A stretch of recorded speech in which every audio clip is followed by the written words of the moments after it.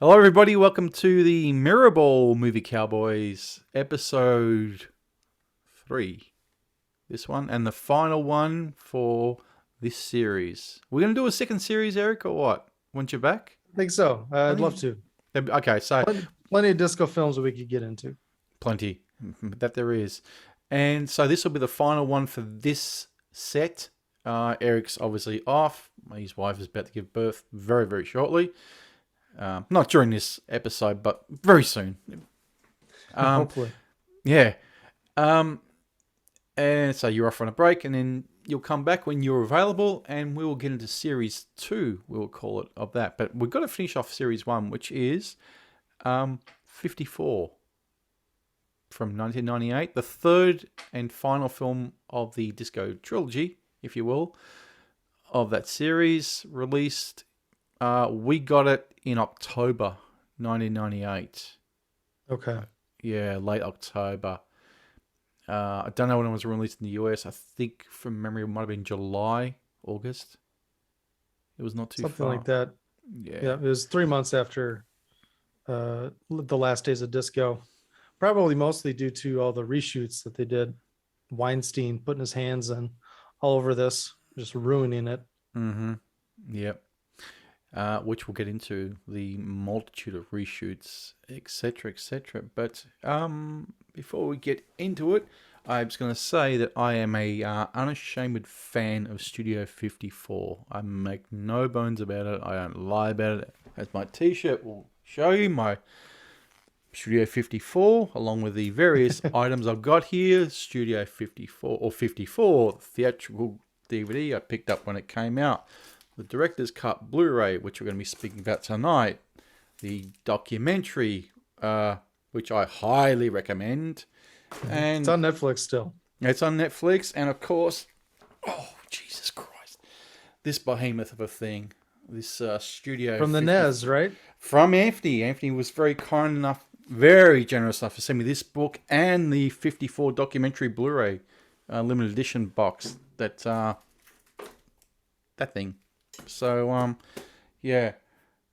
I flipped through that book very briefly, but I knew when we were doing this, I needed to go through it after we had spoken about it. Because we're talking about the director's cut on this one, which is radically different from this, the theatrical, the one I saw in the at the drive-in in 1998, which leads us into where we were in 1998 at the period of time of this, and did we see it theatrically? I'm guessing your answer would be Negative. I did not. there was this had a sort of inkling it may have been no. Being, Still 12 years old, still in middle school. Yeah, I did see it theatrically at the drive-in. It was December 24th, so Christmas Eve, 1998.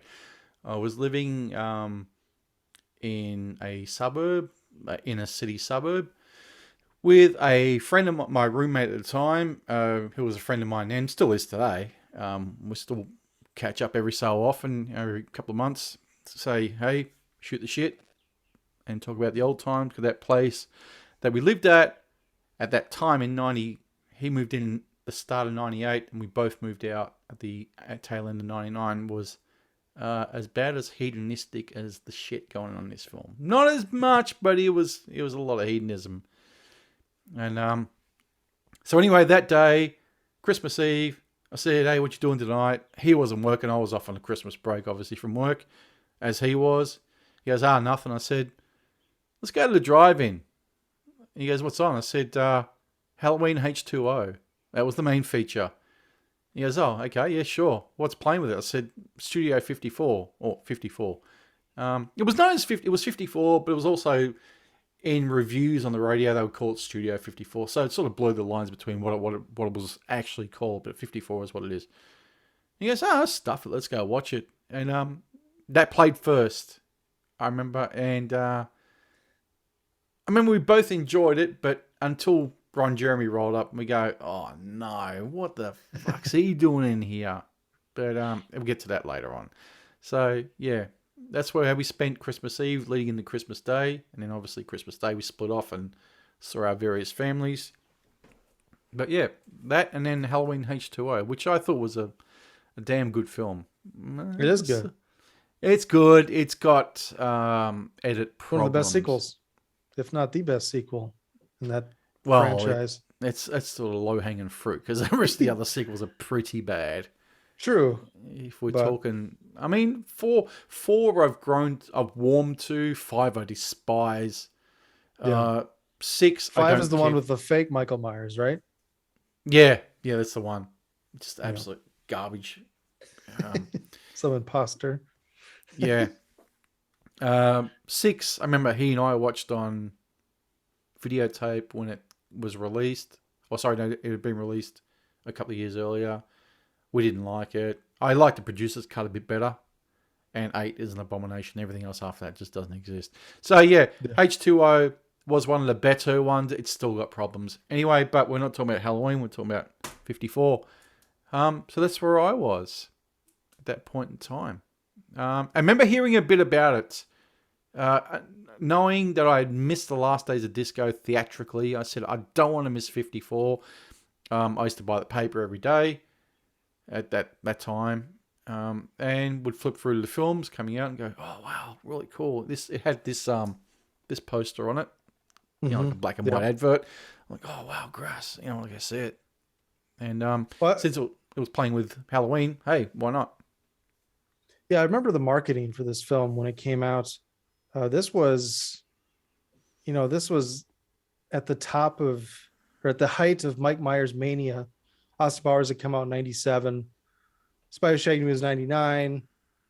Goldmember was '02.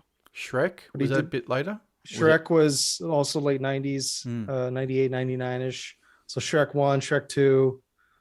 So he was, it was like Jim Carrey from about '93 until about '97. And then Mike Myers took over until Will Ferrell took the reins in about '02, '03. mm, So there's about 5 years of Mike Myers mania. He was the end all for comedy. yeah, And this was his first dramatic role. I remember this movie bombing. I hard. wasn't, It bombed yeah, I hard. wasn't really interested because I wasn't as much into disco music back then. And Mm. 54, I knew about the club, but not all that much about it. I was just kind of like, whatever. It didn't play all that much, especially it didn't play in my hometown. I can guarantee you that. The Uh, appeal of Minnesota's own Breckenmeyer didn't get that extra screenings in Minnesota. No, well, I guess it possibly might have screened for a week in my hometown, but it was rated R, and I was 12 at the time. There was no way my no, parents were going to let me go to that. no. See, that's But why American rules are so harsh. Australian rules are very relaxed. I yeah, say this for the fact that when I was 15, my brother was 13. He bought a ticket to see What You're Wearing, A Clockwork Orange. oh yeah. Theatrically, yeah. Just 13-year-old walked in. No, I don't think he even bought a ticket. I just think he just walked in and said, oh, I'm not paying for this, and just snuck in. Well, we used to have things called R cards. You ever heard of that? No. So that's basically a parent's note that they sign. It's a little piece of paper, says, I allow my son or daughter to see rated R movies at the theater, and they'll sign it, and then you can show it to the theater employee. Also, like I remember my home theater, you could call your parents on the phone right next to the box office, and you can put usually the manager or whoever was taking tickets at the time, you could put them on the phone with your parents, and they could tell them, yes, let my kid in. It's okay for him to see Oh, my God. such and such a movie. The amount of fraudulent activity would have been rife with that. Hey, Mhm. can you, if I give you $5, can you pretend to be my parent if they call you up? Yeah, whatever. Yeah, call this number. Yeah. This is my dad. Holy crap. But, It would have been easier if I lived in town. Maybe I could have snuck away certain times and like forged an R card and gone to more movies. But I live 7 miles north of the town on a farm. There's no way I'm getting into town regularly without, so if I was going to ride my bike, it'd take me an hour to get to the theater, hour horseback. back. What about horseback? Can't just sneak out for 5 hours. Mm. But Yeah, true. All right, mate. All right, let's get into it. Now, you had seen this before, because remember I turned you onto it and you picked it up? Well, yeah. So I watched The Last Days of Disco, sight unseen, and I loved it. Watched it several times. And I really wanted to see some more disco films. And I remembered that this had come out, that it was a bomb, but I also remember it being kind of reappreciated. But I don't Yeah. think I knew at the time that people were, I guess, changed their opinions once the director's cut came out, because it came out in 2015 at Berlin Film Yeah. Festival, I believe. I think sounds right. And so this would have been about 2016. So I would have seen articles about reappraising 54. And I probably just didn't. Well, I mean, articles like that I probably wouldn't want to get into because I don't want to see spoilers. Mm. But, you can see the title and say, okay, people think differently of it now. Maybe I can, go check it out. And I also was interested in the soundtrack. So I figured, hey, I'll check this out. And I was so close to taking out the disc about 20 minutes in. I was this close from taking it out. I was Wow. hating it. I was just thinking, man, what a piece of shit. It was the theatrical that I saw first. Okay. And yeah, so I didn't see the director's cut until, I don't know, a year ago, maybe. Whenever you and I were talking about, we both got the Blu-ray at about the same time. Yeah, about a year ago. Yeah, sounds right. Yeah. So I did stick with it, the theatrical, Mm-hmm. and it got slightly better, but still just wasn't good. Hated it. Thought, what an abomination, just a pile of shit. Went on to read a little bit about it. The producers kind of ruining everything. But yeah, those were my initial thoughts. I just absolutely hated it. Yeah. But thought, what a missed opportunity. Just a swing and a miss. It was the theatrical version I'm alluding to, disjointed at best. I remember saying that. I still enjoyed it because, I mean, this thing, well, that rain's coming down. This thing is wall to wall disco music from start to finish. It doesn't let up. There's some song in there you'd be familiar with or would have heard. So that kept my interest by always hearing, oh, wow, it's Sylvester, it's, whoever's on the, I'm drawing a blank, Chic, sorts of artists or groups on there. But the actual film itself, once I read later on that there was so many reshoots, so much interference from, Mr. Me Too Weinstein, like, oh, yeah, okay, that sounds about right. Now, when this director's cut, this thing rolled up, I thought, it's only about, well, it's 116 minutes. This is 105 minutes is the director's cut. And the theatrical is 93. Yeah, sorry, 105. And that, is 93. So I thought, well, 12 minutes extra, that's a little bit. But what I didn't know was there's a lot of reshot stuff taken out and a lot of unused footage put in. As I mentioned at the start of this episode, I said, this is a radically different version to this. Radically different. Yeah. It makes a lot more sense. Is it a great film still? Not really. It's better. It's not terrible. Not that I thought the theatrical was ever terrible, but it was unsatisfying. I thought, as you said, missed opportunity. There was so much more that could have been done. Yeah, like I said, I did hate the theatrical, but Mike Myers was a bright spot. Oh, he was even great. With the theatrical, I thought he did great as Steve Rebell. And I didn't even really know all that much about him when I saw the theatrical.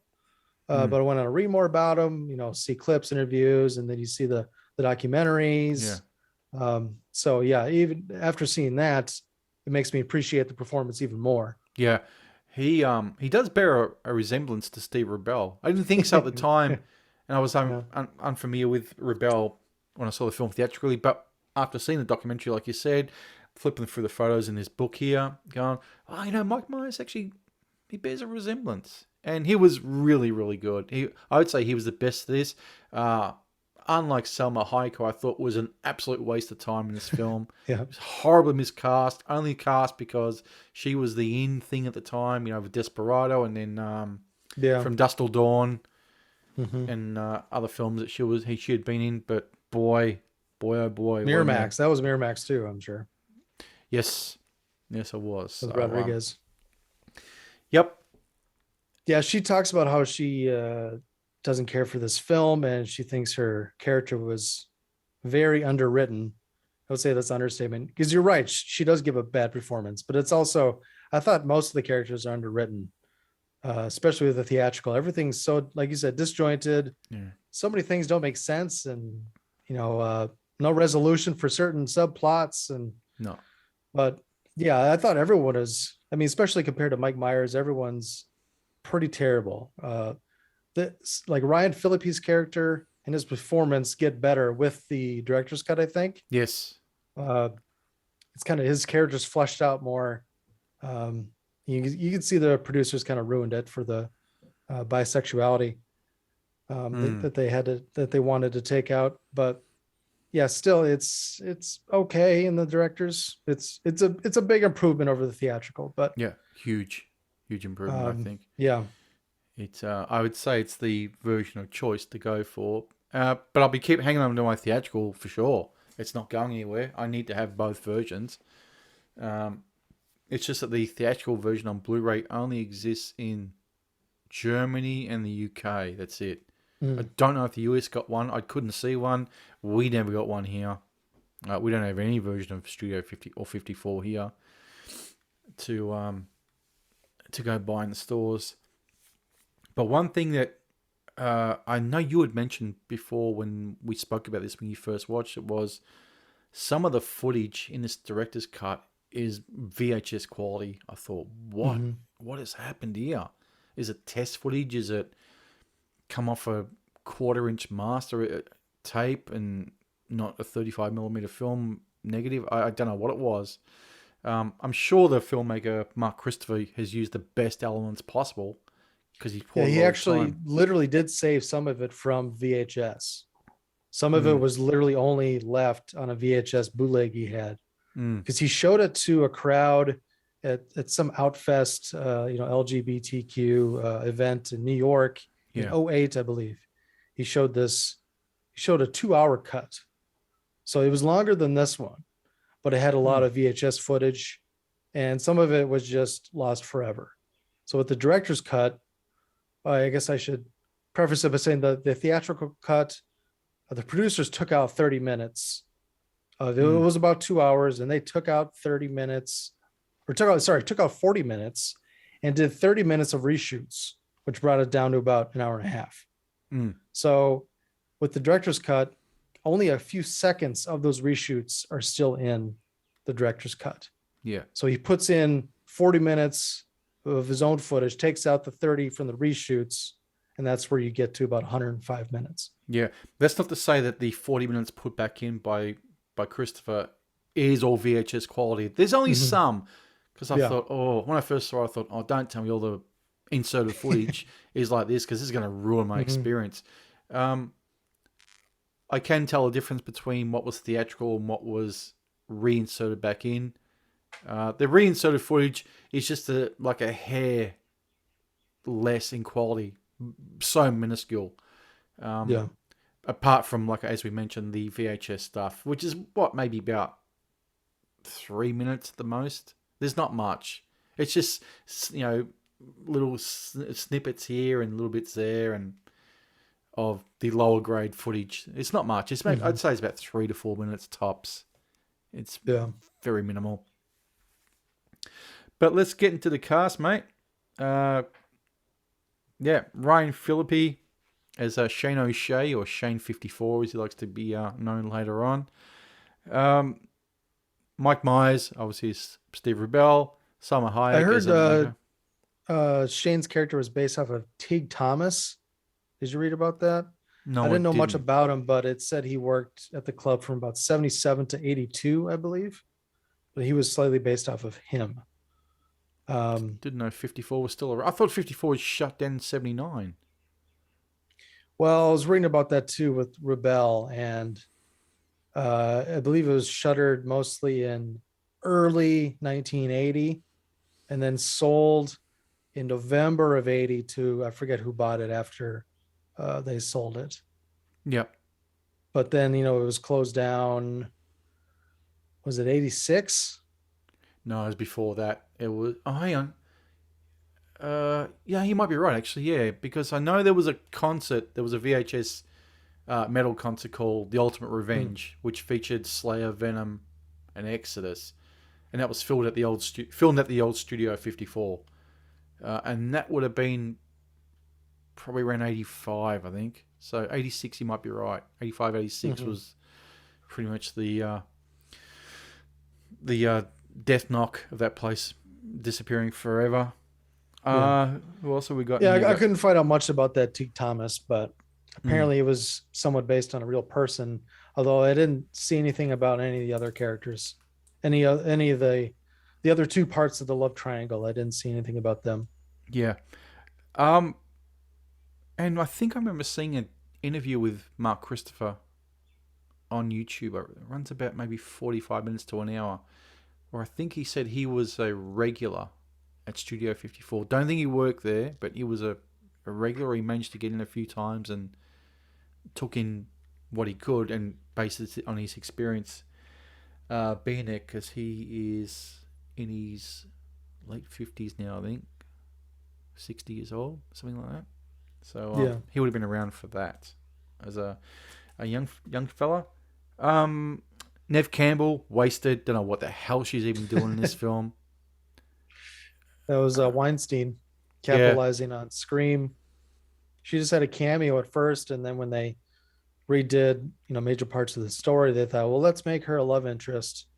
So Mm, which is kind of weird that I wonder if they say only a few seconds of the reshoots ended up in the director's cut, but that being said, I don't know why Christopher even has the scenes he does have with Nev Campbell, because it's very unsatisfying. It doesn't really go anywhere. yeah. The resolution at the end is, it's kind of like, who gives a shit? Yeah. You turn down her, you're staying with your friends, your family. Whoop de doo, Yeah. And you're carrying around the old dead lady's wig. Which I just saw when I was just watching it the other day. I go, he's got the old lady's wig on him. What the fuck? What is this, Norman Bates now? But well, whatever. And apparently that Dottie was a real character. Yeah, I Disco remember, Sally was the real character's name. yeah, Dottie for the film, but she was a real character in the mentioned in this. I'm going to keep holding shit up from time to time, except the book, because that weighs about 2,000 kilos. It's enormous. Um, Speaking of the book, this film completely eliminates Ian Schrager and his Yeah, involvement at all. I I don't don't know like if that that. was a legal thing that Schrager wanted. He goes, I don't want to be mentioned. I'm sure he was approached by Mark Christopher to say, look, because Ian Schrager is just as important as Steve Rebell in terms of getting Studio 54 off the ground, its success, and I think even its downfall.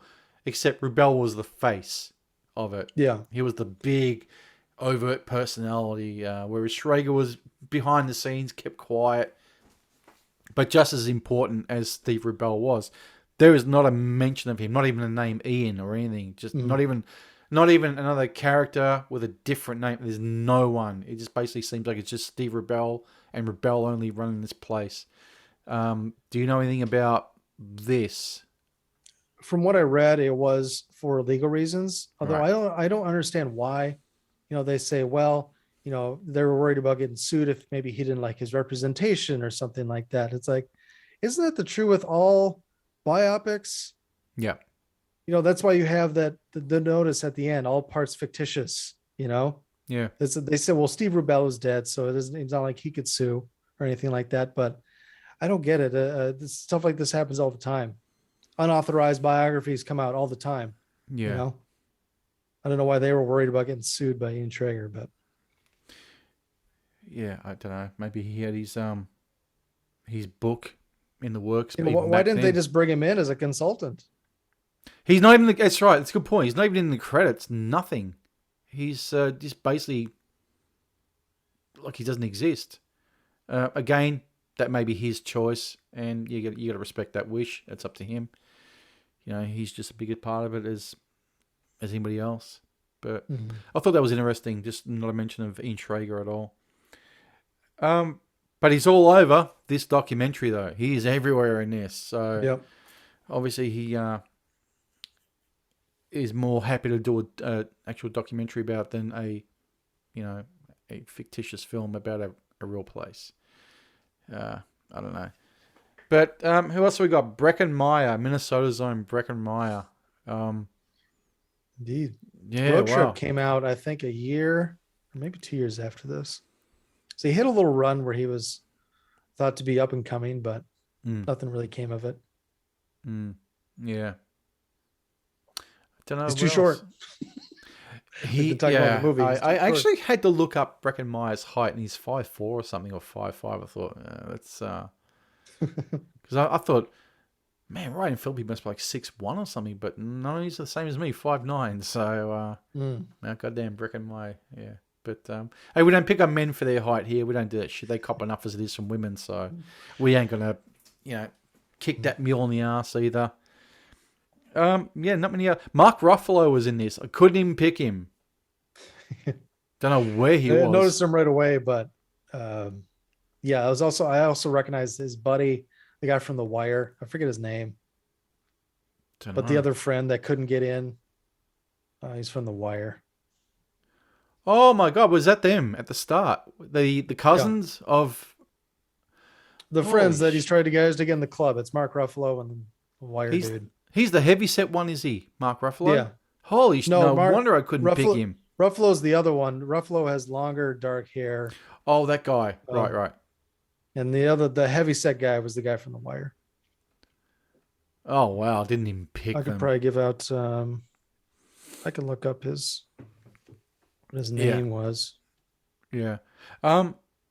There's also other names in the credits I saw. I thought didn't even pick them. I picked Michael York straight away. It's kind of hard not to see him and go, that's Michael York, obviously. Mm-hmm. But Valerie Perrine was in this. I go, where?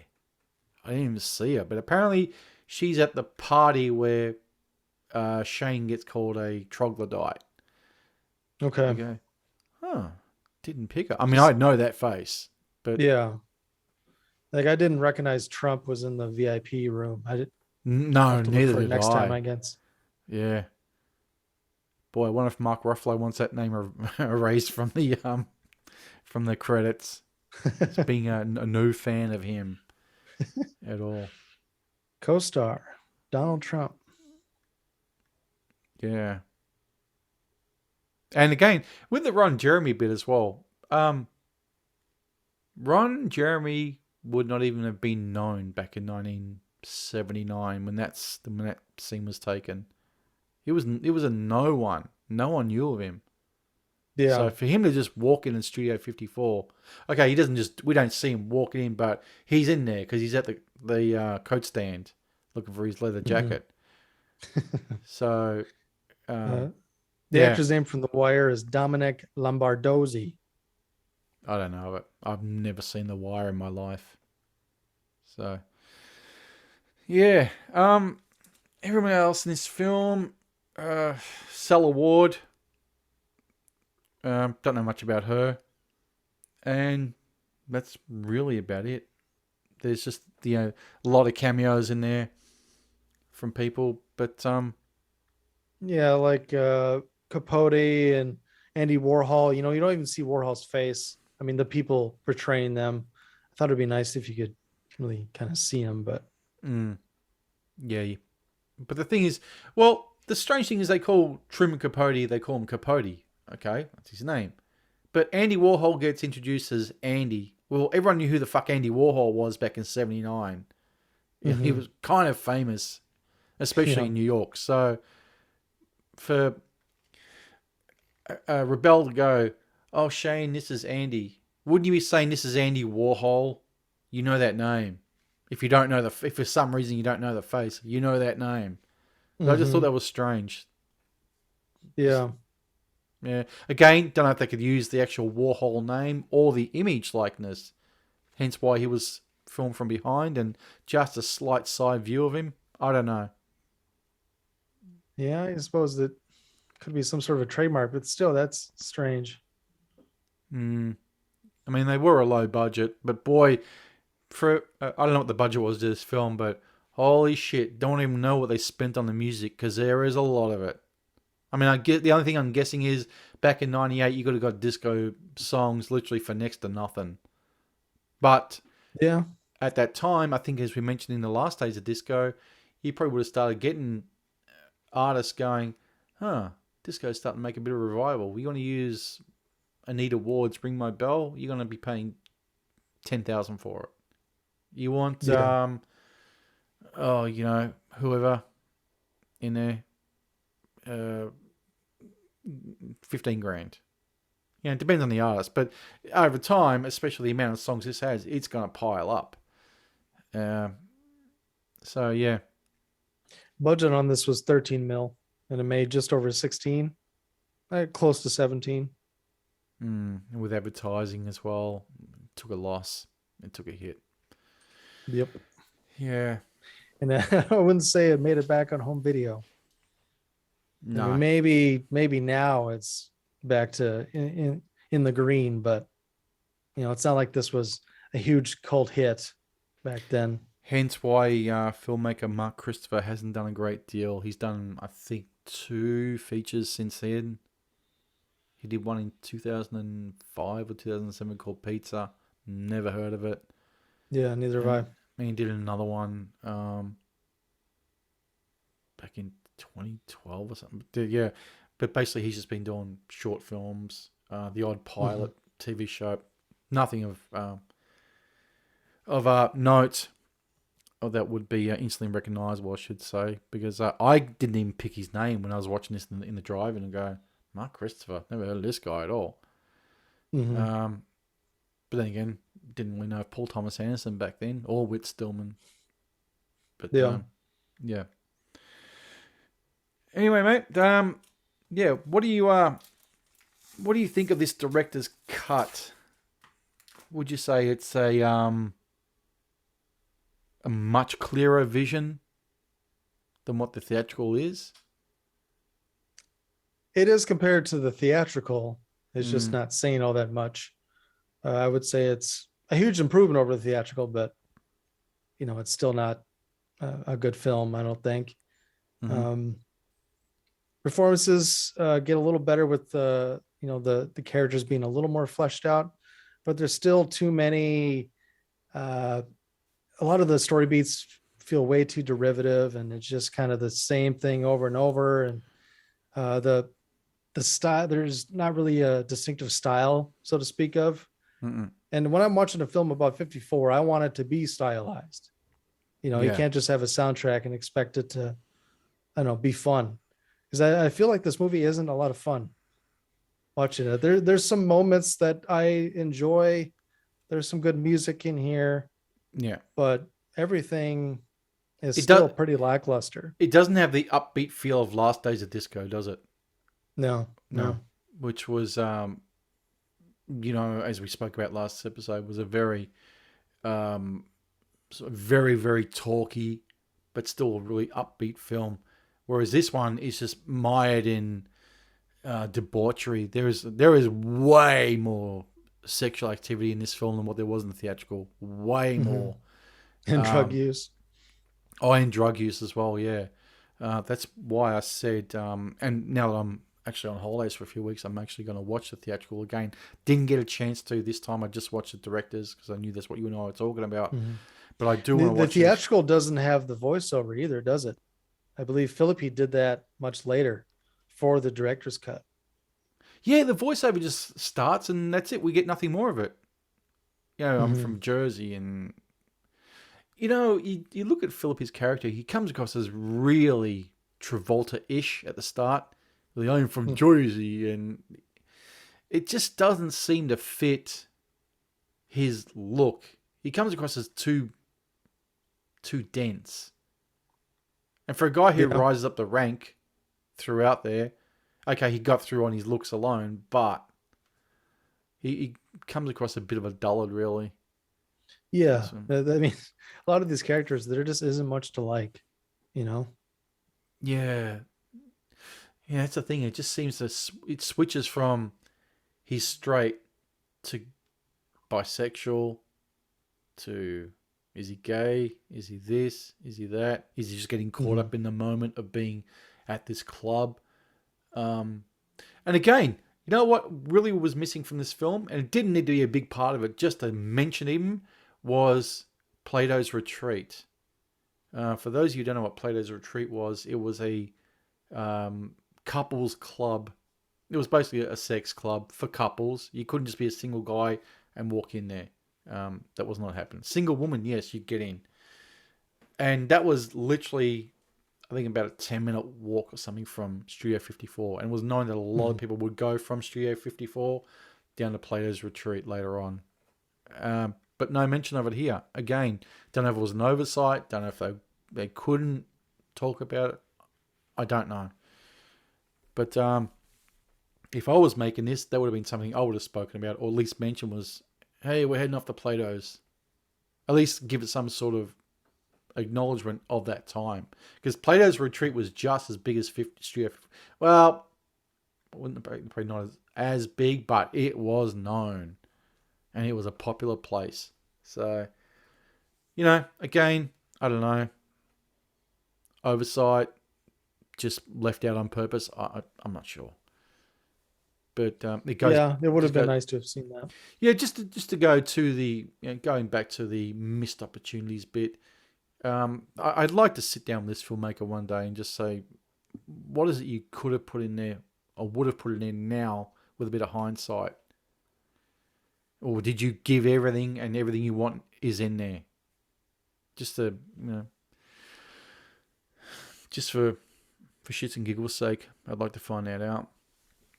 Because it really, I mean, I enjoyed it, but boy, it's all over. I think this version feels more all over the place than what the theatrical did. Again, I've got to rewatch that theatrical, which I will do by the end of this week sometime, and give it that sort of comparison side by side. But it feels way more chaotic than theatrical does. Hmm. Yeah.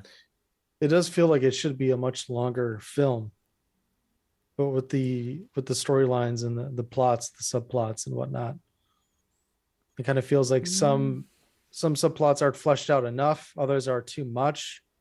Um, it just But felt like, especially with, they're trying to tell basically the story of three different people, or four if you want to count Rebel, yeah. and it's 104 minutes.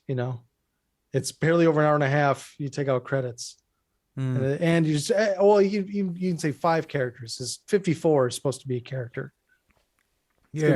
It's gonna tell you all you want to know about 54, and Yeah. it's barely over an hour and a half.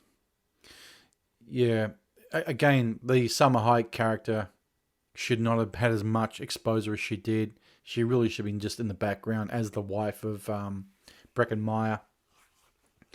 And really, did we need to even get a realized story about him? I don't know, man. I don't know. It should have been about Shane. Should have been obviously about Rebel. And as you mentioned, the real star of the film should have been Studio 54. Yeah, The I mean film. these. Maybe we could have done with Breckenmeyer and Anita, the Selma Hayek's character. Maybe if we liked the characters, it would have been, enjoyable to spend time with them. But Yeah. I don't give a shit about anyone in this movie, No, basically. which is exactly the complete opposite to Last Days of Disco. You cared about everyone in that film. Mm-hmm. You wanted to see some sort of satisfying end to the film. Whereas this one, you think, she wants to be a singer, and I don't care. She gets signed. She doesn't get signed. I don't give a shit. Breckenmeyer and her and Summer Hayek get back together. I don't care. It doesn't interest me. Mm-hmm. I did like the touch at the start and the end where you would see Shane walking through the streets of New York with his shirt off and a garbage bag around him. You see him at the start pretty much like that. And he winds up like that. Only he's gone through being a nobody to being a somebody, back to being a nobody. So I did like Walking that. through the streets of Toronto. Well, yeah, it was, yeah. But, suspend disbelief. It's meant to be in New York, Eric, not Toronto. But yeah, filmed in Toronto. Obviously, as John calls it, a tax shelter from the Canadians. But yeah, that was a nice touch. That Dottie got way too much screen time.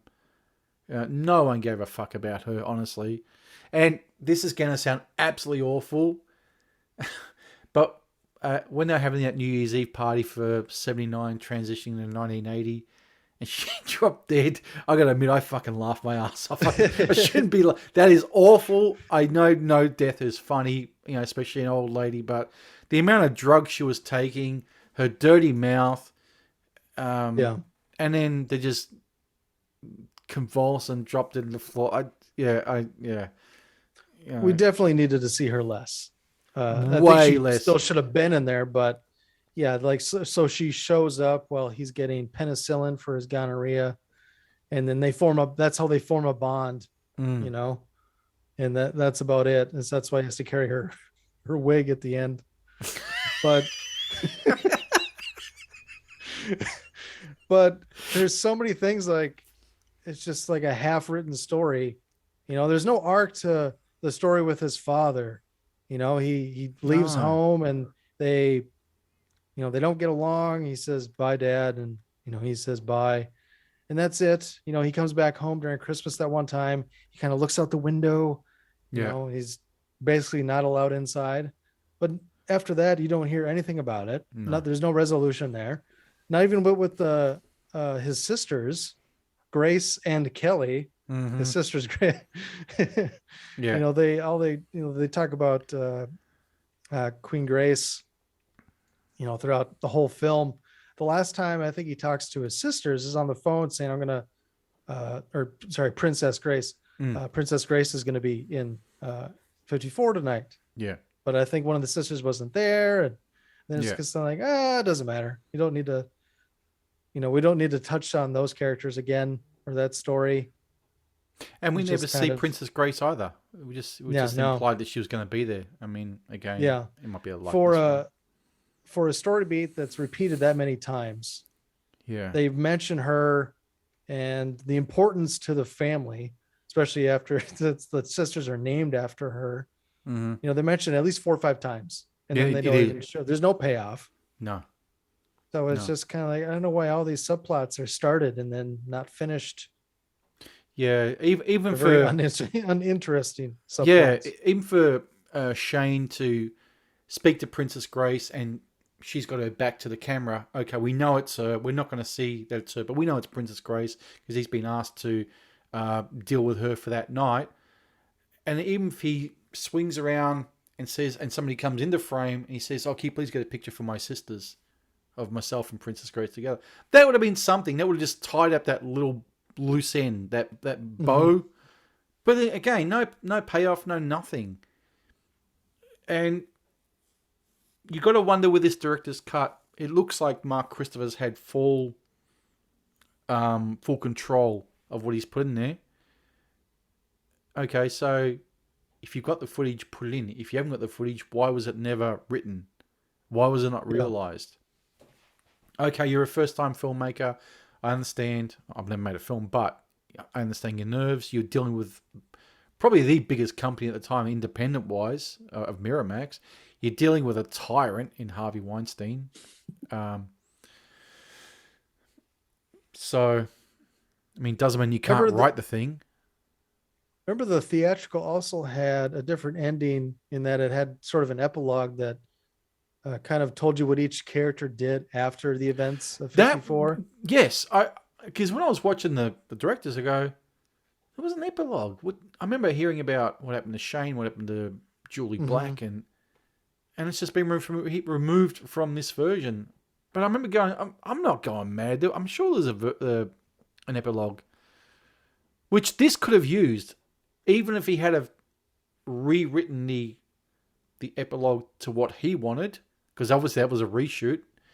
Even if he had it written to what he wanted, fine, and use whatever still photos you want to use, fine. But it looks like he you're was just never a putting fan of text it. on the screen, Yeah, Julie but Black got a small part in a film in L.A. yeah, And Shane is he bartend. I think he bartended or worked at a restaurant or something for a while after that. yeah. But we know nothing Yeah. about Steve Rebell. Obviously, we know he died of AIDS Yeah. in the late 80s. I think Anita didn't Anita get signed? If was that part of the epilogue? I forget. I don't know. I know they talked about Anita, but I can't remember where her story went Yeah. after 54.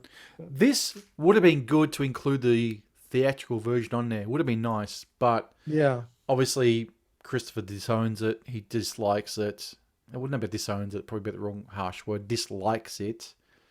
But just for... Because he did direct the reshoots. He shot the reshoots. Oh, he did? He did. Okay, obviously he was, against his hesitant will. at first, of course, but you get a little talking to from Harvey. I'm sure that changes your tune.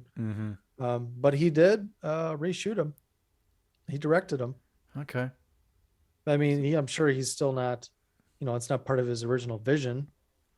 No. So he would definitely choose his over what the studio wanted, which was basically take out the bisexuality, the kiss between Philippi and Breckenmeyer. More of the drugs, him selling drugs, I think might have been cut out.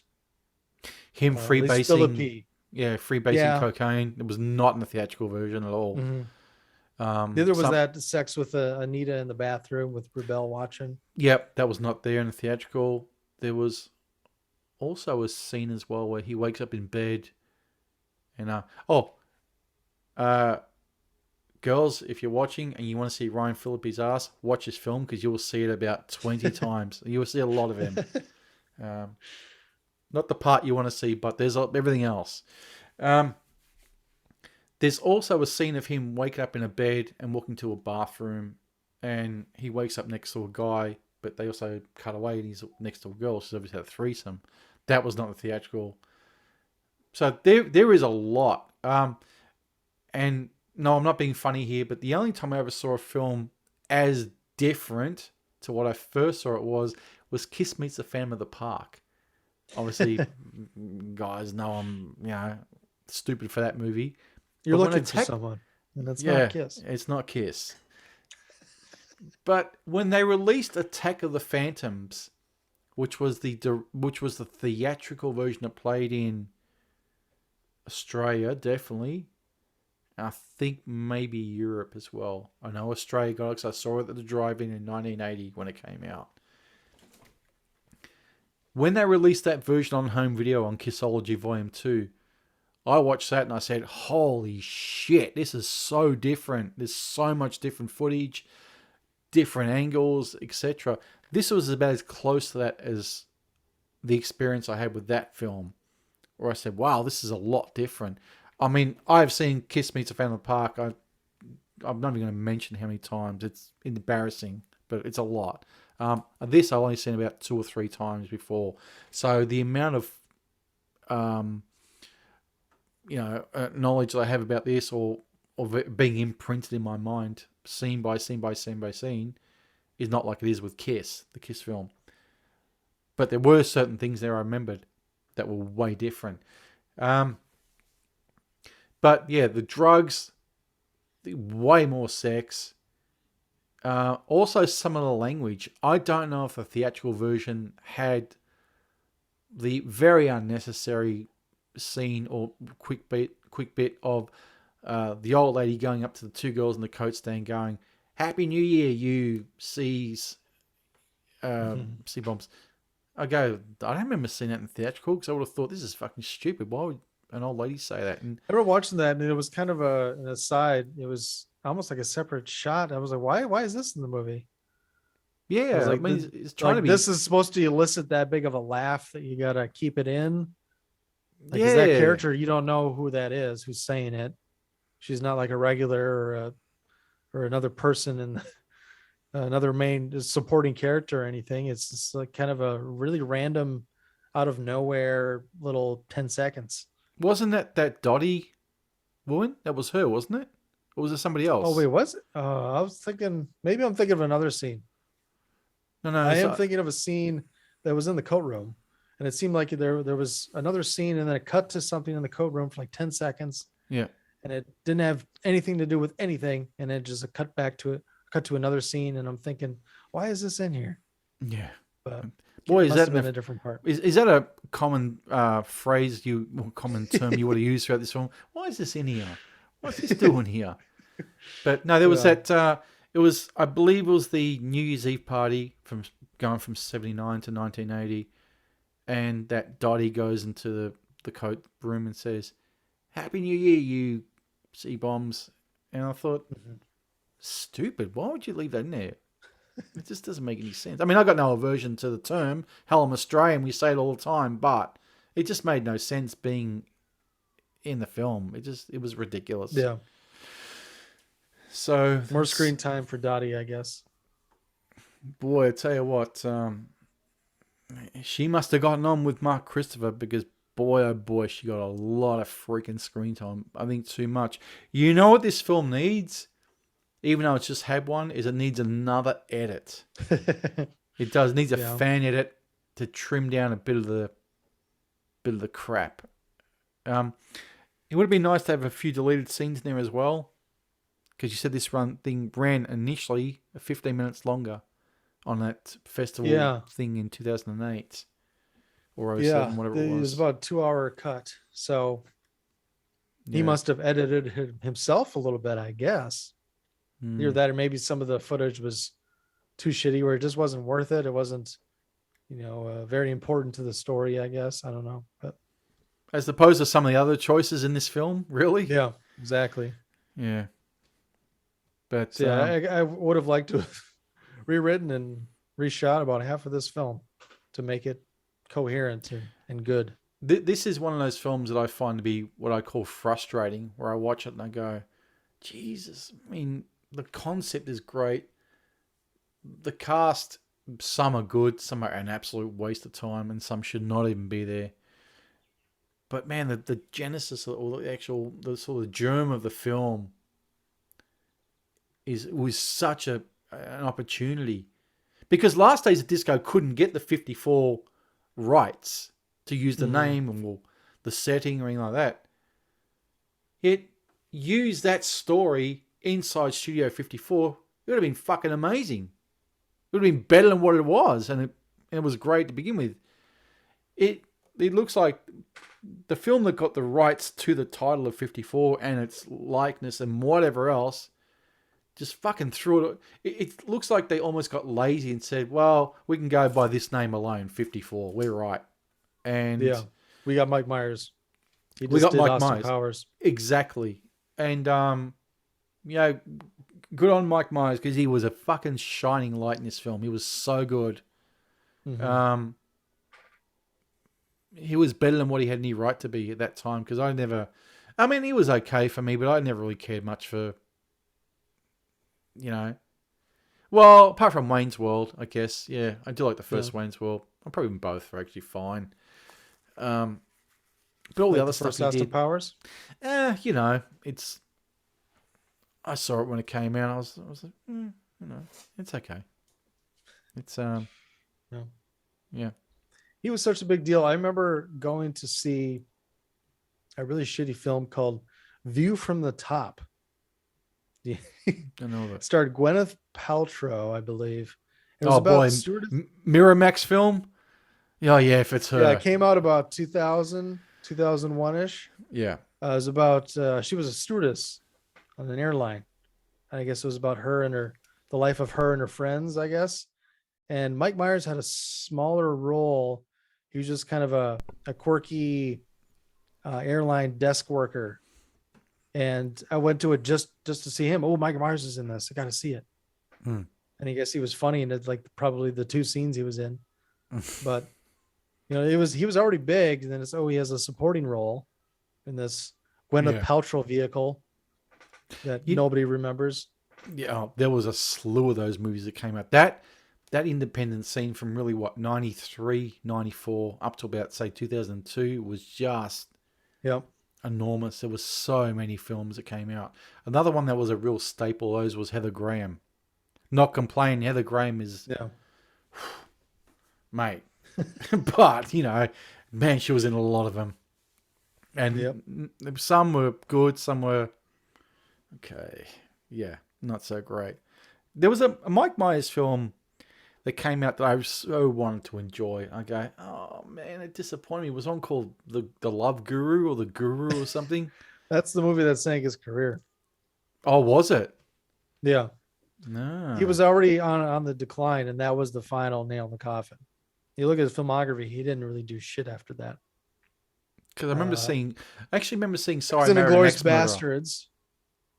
Yes, yeah. He's in that. That was about a year or two after Love Guru, but Yeah. one scene, I think, just one scene. Hmm. Didn't do much after that until he was in Bohemian Rhapsody, and then what else he new was did too. he As do? the I forget. manager. Yeah, that's right. He was in something else recently. He had a new show that came on Netflix. I haven't watched it or heard many good things about it, but Yeah. there's something else he did recently. And there's more rumors of him doing another Austin Powers and what have you. But there's so many stories over the past 5 years of how much of an asshole he is on Yes, set. I was going to say that there's So, a lot of stories about how he's not easy to deal with.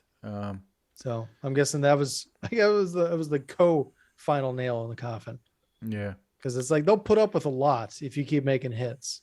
yeah. And he stopped making hits. Love Guru was a huge bomb, and it was kind of like, well, we don't have to deal with you anymore.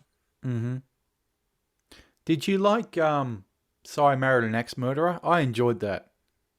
I haven't watched it in a very long time Yeah, because that came out in around 93, I believe. possibly. Yeah, it was early 90s. Between 93, 95. About that, yeah. And I haven't seen it since the late 90s, probably. Yeah. I did like it. I liked the Beatnik club he was reciting poetry at. But I did enjoy that film. Yeah. Oh man, what else can we say about this film? There's not a great deal. Unfortunately, it's one of the ones that's not going to elicit a great deal of conversation because as much as I wanted to really, really enjoy it again, I had my little snacks all lined up and my iced coffee, and I go, let's go! Studio 50 or 54. Fuck Stuart, stop calling Studio 54. 54, let's go. I haven't seen this director's cut yet. Because I remember you asked me all the time, you seen 54, the director's cut? Not yet, get there. Not yet, I'll get there one day. And then when we knew we were doing this, now's my chance to finally sit down and watch it. All snacks lined up. I've got my big iced coffee and let's hit play. All right. Okay, yes. All right. Oh boy. We're half hour in. We're looking at the display. Okay. Is this going to pick up? Yeah. Okay, there's a new scene. That's cool. Yeah. All right. Well, it looks like a old VHS tape, man. And by the time we got to the 105, 104 minutes where it was, I'm sitting there going, I wanted to, really, really wanted to like it. But, there's only so much you can give. There's only so much you can be an apologist for and say, yeah, that is fantastic. Even my love of Studio 54, which I'm obsessed with. But it is what it is, mate. We can talk a little more about the soundtrack. We can definitely do that because there is a lot of it. Released on 2 separate CDs, Volume 1, Volume 2. I have Volume 2. I don't have Volume 1, but there is a release. I think I may have mentioned this back in the Last Days of Disco episode, towards the end. There is a release that was in the UK. Fuck the UK, mate. They got all the best stuff, I tell you. Everyone goes, oh, the Australians get the best stuff. Man, I'll put England up there. They've got, 54 with both versions on their Blu-ray. They got 54 soundtrack, Volume 1, Volume 2 on a double CD. No one else did that. Not in the US, not here, not anywhere else in the world. So I have got that 2-disc effort sitting in my Discogs cart, ready to send to the NES to forward on to me, because they are hard to find. Volume 2 was easy to find here. It only sent me back about, I think, with freight, $6 from a seller. But try getting Volume 1. You've got to import it from the US. And with the freight these days, it ain't cheap. But I do want those. I do want that double disc soundtrack. So I'll get it from the UK and say, Anthony, can I send it to your house, please? So, yeah. I also did find the soundtrack a little lackluster as well, especially coming after Last Days of Disco. I just think it pales in comparison. Hang on, I'm gonna invoke John's old boss again. You reckon? Oh, that was great. Oh, I love it. I think this is the best soundtrack, hands down, over the others. Last Days of Disco, I think I mentioned, was good but pedestrian. It was obvious. This had obvious choices as well, but there were some other little ones in there I thought, oh, wow, that's really cool to hear that. There's Come to Me by French Jolie, which I thought, wow, I don't think I've heard that on a film before. Well, not that I remember.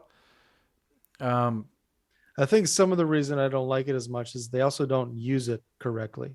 There's a lot of songs that they don't even let play, really.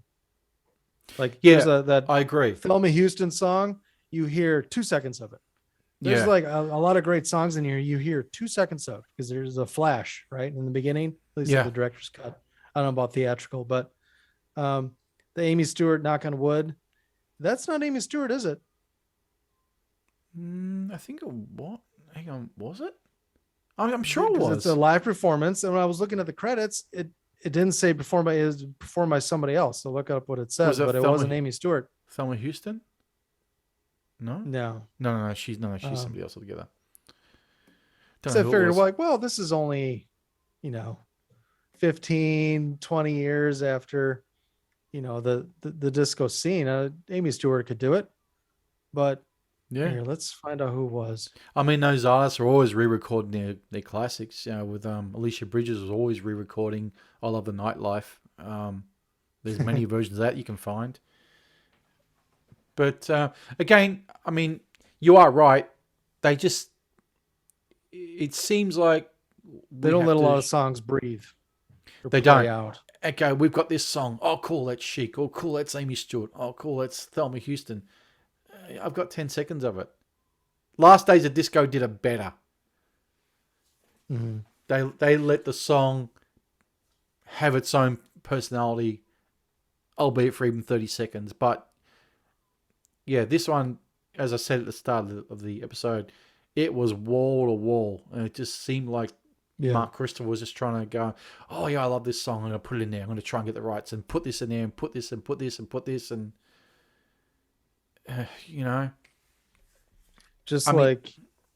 Last Days of Disco is kind of a love letter to the era and the music. It's this one, it should be a love letter to the club, and it'd be a great way to showcase the club by showcasing all the great music instead of playing 10 seconds of a song. The Knock on Wood says performed by Mary Griffin. Okay, so it was pointless. Why even have it then? I don't know. Why? So it's just does she look like Amy Stewart?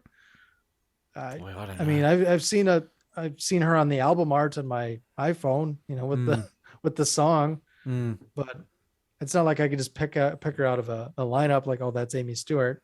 But I mean, you couldn't tell me back in 1998 or 97 when this was being filmed, I don't know, that you couldn't find one disco artist who was huge back in 77, 78 to be in the film that was still alive. I just assumed that, well, that must be Amy Stewart. Why else would you have her in there? So it's just another.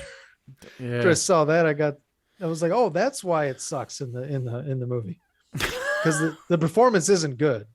No, like I prefer the studio recorded, and a lot of that is live performances. It's different. It always sounds different than a studio recording, And some artists are better live, some aren't. But You so couldn't I get played it off a little bit as like, okay, this is a live performance in a movie. It's not like the acoustics are going to be great, but so that's probably why it was you off, because you couldn't get they couldn't get Nile any start. Rodgers. You couldn't get Nile Rodgers and Chic for Yeah.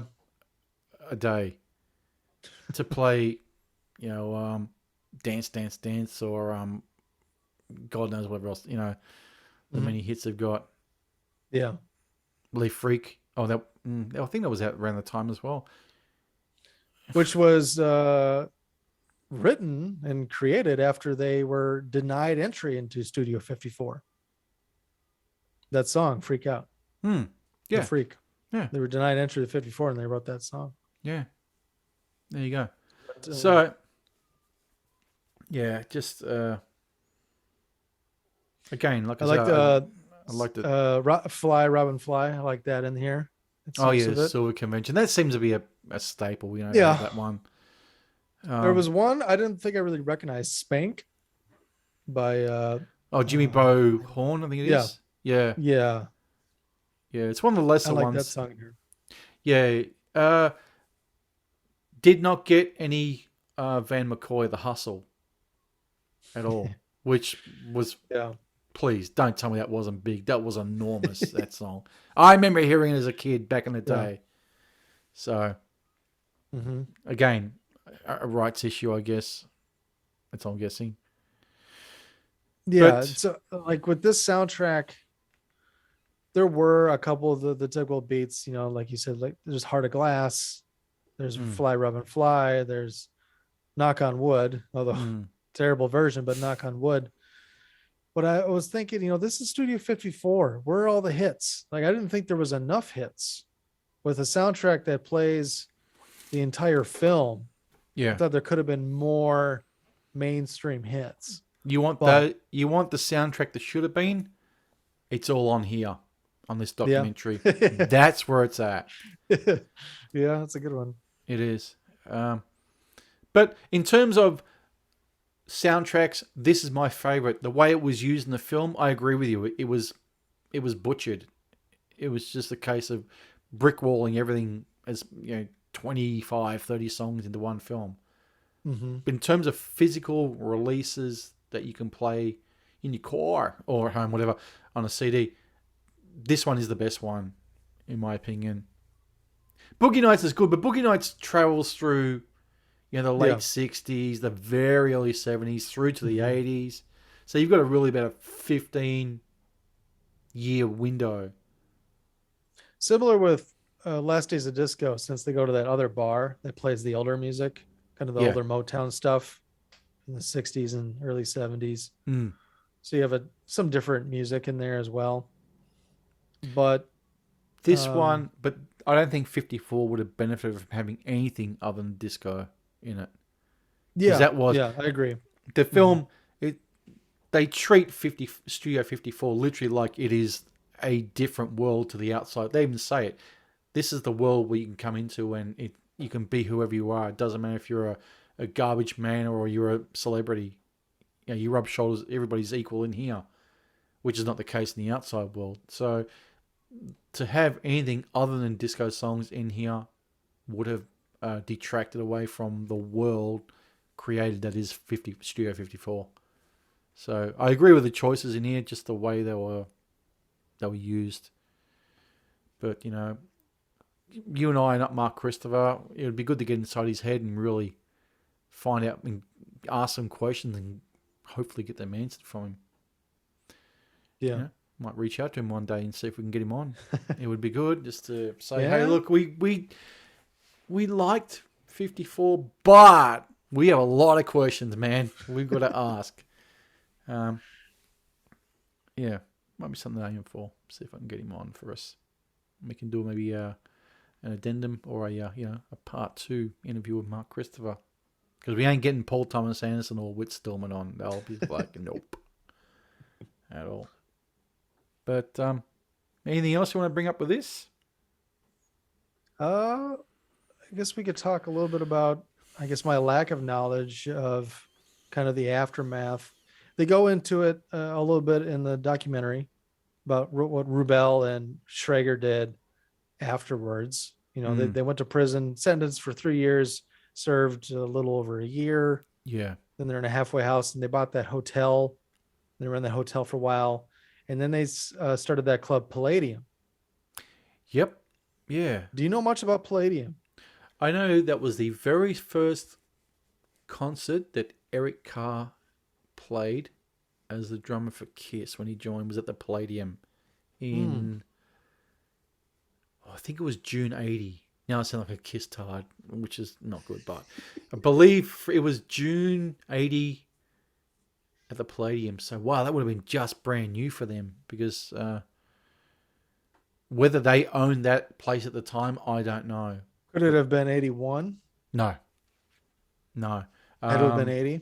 it was Because I thought definitely 80. they didn't sell, because they would have been in jail. Schrager and Rubel would have been in jail in June 1980. Then the people who owned the Palladium before them, unless there's another place called that, but that is the place I am 99% certain as the place where Eric Carr played his first concert for Kiss in June 80. It wasn't 81 because Kiss were here in November 1980 with Eric Carr. Okay. That I can tell you for a fact. So about the only thing I know about Palladium is, it was a similar vibe. Obviously wasn't as famous, but they also, Mm. I guess, were known for showing a lot of art. They had, of course, Andy Warhol's art in there among other artists. Mm-hmm. But it seems like, I guess I'm not really familiar with its spatial relation to 54 and Plato's Retreat, if it was nearby or if it was Mm. far away. But I'd like to learn more about Palladium. Yeah.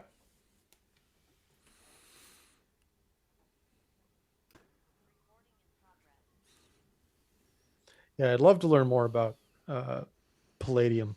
I'm sure a lot of fun was had there as well. Yeah. The I'm sure the hedonism sort of boiled over into the Schrager and play. Rubel, they know how to throw a party. Oh I guess boy. Rubel more than Schrager, but Yeah, yeah. Well, I think Schrager's a bit more quiet about it. He's more in the DL about. yeah. Whereas Rebel didn't give a shit. It looks like he was just, Hmm. I'm going to live life to the fullest until he died. But um, yeah, I thought we talked about how great Mike Myers is in here. I really enjoy those interviews he does on the news, because it looks like a side by side, perfect mirror image mm, of Rubel doing those yeah, interviews, bragging that about how much money they're making and yeah. what the IRS doesn't know. I'm sure I need to rewatch this documentary because I'm sure there is those actual bits of footage literally Mhm. mirrored for the film. Yep. Um, yeah, It yeah, for looked like sure. the what we watched, the John Holmes documentary, Oh God, and exhausted. Yeah. seeing Bob Chin and Hmm. John Holmes talking. It's just a mirror image with Dirk Diggler and Burt Reynolds. Yeah, exactly, exactly. And it's moments like that I really like where the filmmaker knows the subject they're talking about and goes, I remember seeing this footage. I'm gonna get my hands on it and I'm gonna recreate it for this film. Christopher Which, researched Studio 54 for 5 years leading up to this, apparently. wow, okay, all So, right. I mean, and he most likely visited the club. Uh, Yeah, like I said, I believe he said he visited the club back in its day, obviously. I think he was born in '53. It says here. Um, so took Member of the community. I think that's why it's such a big hit with the LGBTQ yeah, crowd. yeah. Oh, he's openly gay. Yeah. Um, so he would have been what mid-20s. Oh, he would have been perfect. Perfect age. You go to Studio 54, and I'm sure he's been there. Again, this now makes me want to interview this guy even more and just say, Hmm. hey, tell me all about it and tell us about the film. What were you aiming for this? And what was your choice behind this? We'd probably keep him for about 5 hours. The way you Yeah, and I talk. I could listen to a couple hours of just stories. I'm sure he has plenty of Oh, stories from just going to the club. Yeah. This happened this night. This happened one night. You know what? I'm not really a sort of person who gets starstruck. I'm not really into celebrities at all. And, I've been at train stations where very, very, very famous actors been, and it's like, no, okay. Being Jeffrey Rush, that is. And I thought, it's Jeffrey Rush. Okay, no worries. I'm not going to run up to him and say, oh man, I like me in Shine and all the other stuff. So, no, it's Jeffrey Rush. All right, no worries. But I tell you what, Is he? Sorry, continue. I'll ask after. Yeah, but the one person I would really like to meet and speak to is Ian Schrager. I'd love to sit down and just say, man, here's a drink, talk, tell me all the stories, mate. Because I'm sure this documentary can tell me some, but you've got years worth. Let's hear him. Tell me everything. So you saw Jeffrey Rush on a train, you said? Train station, yeah. Train station? Mm-hmm. Is he the most famous person you've ever met or seen in real life? In terms of Australians or just in general? Anyone. Sylvester Stallone. Oh, really? Yeah. Where did you see or meet him? I shook hands with him real quick at the Rambo 3 premiere here in Melbourne. Really? Yeah. Very cool. Yeah. 88, right? Yeah. Yeah. I would have So been you were about just a kid still. 16 at the time. 16, yeah. Unless it was after November, but I don't think it was. I think it was mid-year, early in the mid-year of 88. Sylvester Stallone, Chris Isaac, the musician. Yeah. Yeah. I like his work in the David Lynch, David Lynch work. Super, super nice guy. Very friendly. Yeah. Ridiculously nice guy. Very approachable, very easy to speak to. That was when I saw him on the Forever Blue tour. He was here in 96 or early 97. Saw him in concert. A spectacular show. Great. And he even said, this is our last song. We are going to be in the lobby. Just give us a little bit of time to get our collective act together off stage, and we'll be down there. I thought, okay, man, I can get my ticket signed at least, which I've still got. 600 women, maybe, to 2 guys, and I was one of them. It was like, fucking, oh my God, I've died and gone to heaven. Especially when you're 25 years old or something, 24. Yeah. And you think, oh God, this is paradise. And he waited for every single person to go through. And I went up and said, hi Chris, thanks for the show and everything. And he was very nice. And I said, what acting have you got coming up lately? Any films? And he was taken aback. Oh, someone's taken note of my films. And he goes, oh, I've got a very, very small part in a film called That Thing You Do. So whenever that was. I said, oh, okay, 96, cool. I believe. Oh, okay, so this was 96. Yeah, this would have been, it would have been 96 because that had not come out at that time. But, yeah. Chris Isaac, Stallone. No, a myriad of Australian ones, which I don't really care for. I did see in the city Jim Goose from Mad Max, Steve Bisley, one who plays Max's partner in the first Mad Max film. Okay, the one that gets burned. Yep, yeah. Saw him. He just walked out of a hotel, was drunk as a skunk. He was fucking off his face, blind drunk. The Dark Glass. Okay, I know you've from the Road Warrior. Brain fart. He runs the hi-fi store, doesn't he? The Humongous? Lord Humongous. Yeah, he's down here. You see him all the time, don't you? No, I've never met him. That's the running joke here on MMC. Oh, going to go to Lord Humongous's hi-fi store. Well, I know where it's at. Whether he's still got it, I don't know. But well, why don't you go there then? I'd go there for that. No. Maybe one day I'll put a pickup somewhere and go, hey, finally met you, Lord Humongous. And he just told me to walk away. Plus, it's you can go in there, look for music or something, figure it out. He'll probably say, show me your money. Yeah. Leave your money and just walk away. Leave your money and just walk away. I'll spare you alive. Look, one day I'll get in there. Actually, I drove past. I was driving through his suburb last night coming home where he's at. So, There you go. it's strange. Yeah, that's about it. Don't really care much to meet celebrities at all. But getting back to that, Ian Schrager is the one I would love to sit down and talk with and just pick his brains apart. I really would. Such a stark contrast with Rebel, you know. They're very different, but they were very close. Very they different. felt like two people who were really intertwined with each other, but two absolutely different personalities. And who that reminds me of is Bruckheimer and Simpson. Two very different people as well. Yeah, that's a good comparison. Yeah, one was pretty straight laced and and one was not. But I mean, I'd rather have hung out with Rebel than who's the crazy one? Bruckheimer, wasn't it?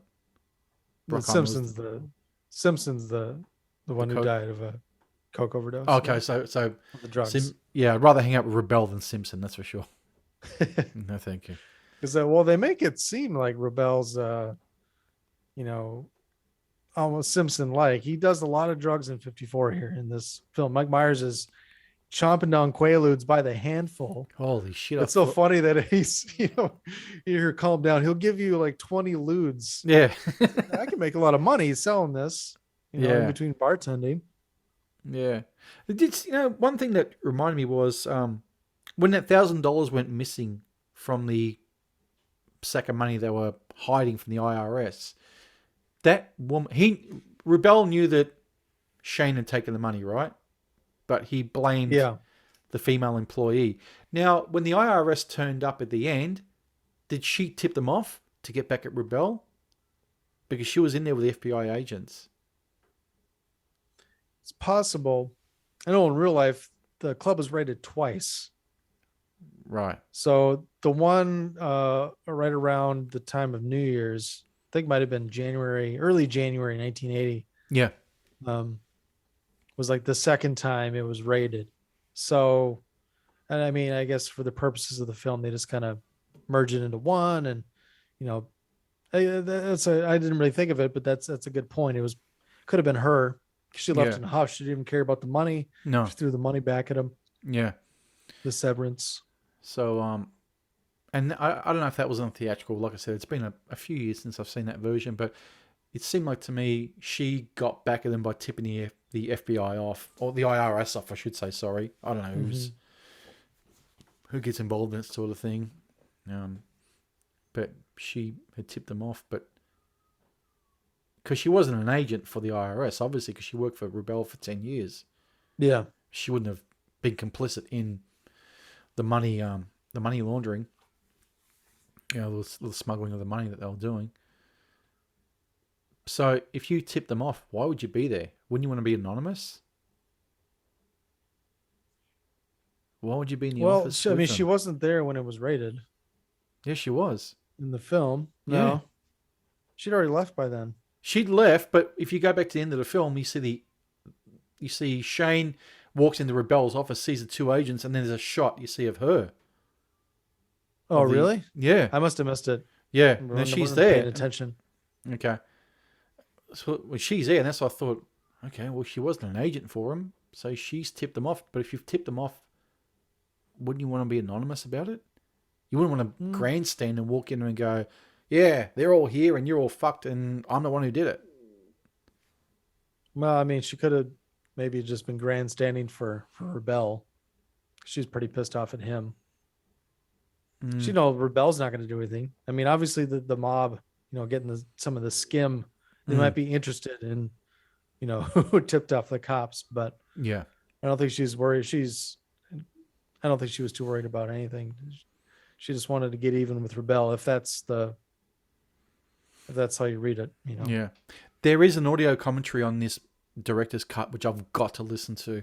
I would love to hear it and just see what some of those questions that you and I have got are answered, and just to hear what the thought process was behind these scenes and the selection and everything else that goes with it. But that will be a task for another time, because I've got to watch that theatrical first, and I'll go back to the directors and sit down and listen to because there is a look back on Studio 54 and the director's cut, but it's like 12 minutes. I thought, really? He's going to give me a bit of a vignette? I'd rather have something that goes for an hour. Yeah. Because it's got a very, very messy post-production with it, as we've spoken about. Mm-hmm. So, yeah. The beginning of the film, of the director's cut at least, and in the very end, are both like, it kind of gives me goosebumps. Like watching the director's cut, the first minute or two, there's like flashes of disco scenes in the music. Yeah. And it's kind of like, ooh, this is gonna be good. And then it's not. And then at the end of the film, you kind of see flashes again, and it's kind of alludes to there's some I think there's some pictures shown on the screen of scenes at the club throughout its history, and there's music playing, and I was like, oh yeah, this is getting fun again. And then credits roll and it's over. and the photos they show of real life celebrities, but they're also interspersed with photos of Mike Myers as Rebel. I would love to have seen the real Steve Rebel, so people can go, "Oh, this is a real guy." Okay, yeah. Mike Myers looked like him, but there was nothing like that. And there was some photos as well of other guys, bartenders there. That was so quick I couldn't tell were they the ones from the film or were they ones that really worked there back in the day. You know, again, I don't know. Schrager's book here will explain all that, you know, because I'm sure some of those photos from there may have been some of his, but again, there's no involvement from Schrager, so they may not have been his. They may have been somebody else's, you know, sourced from another photographer. I don't know. This is a real bit of a mystery, this film. It's this movie really needs to be remade, or just another. I mean, I guess you don't have to remake this one, but make another film about 54. Make another film about 54, yes, but we are in 2022, my friend. Next year is 2023, being 25th anniversary. How about we just get... I mean, not going to happen. This is just me just spitball now going, I want a big, massive box set of 54 with all the versions available, but ain't going to happen. But be a good excuse to get it out maybe on a 4K with the theatrical directors and the longer 2-hour cut you spoke of. Even if the quality is not great, it's at least saying, hey, here it is. Let's get a full documentary of at least an hour or something on there. Will they invest the money in that? No. But, you know, it is the 25th anniversary coming up next year. So, which why I'm surprised we haven't got a 25th anniversary of Boogie Nights yet, and we're already halfway through the year. Yeah, that definitely needs a better physical copy. Yeah. It's not even released on 4K yet, is it? No, nothing.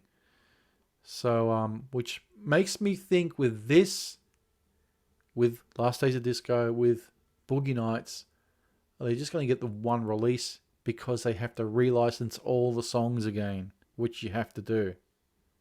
And any film, any TV show with a lot of music, WKRP in Cincinnati, hello, goes through an absolute rights nightmare with music. So, am I thinking, well, this is what we're getting? Is this it? Because I don't want to go through that headache.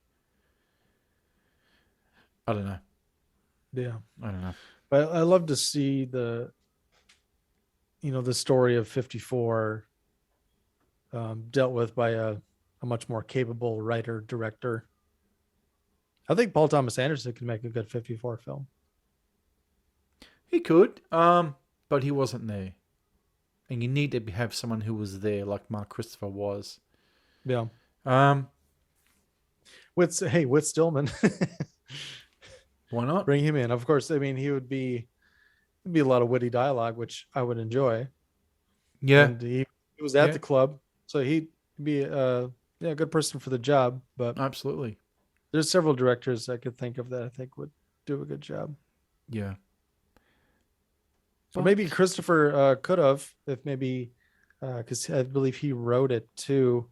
Well, he had written part of the script, and then some writers and producers from Miramax got involved.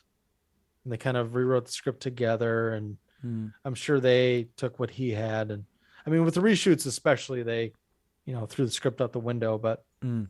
um, I think maybe if he found a story that he liked, he could maybe direct it well.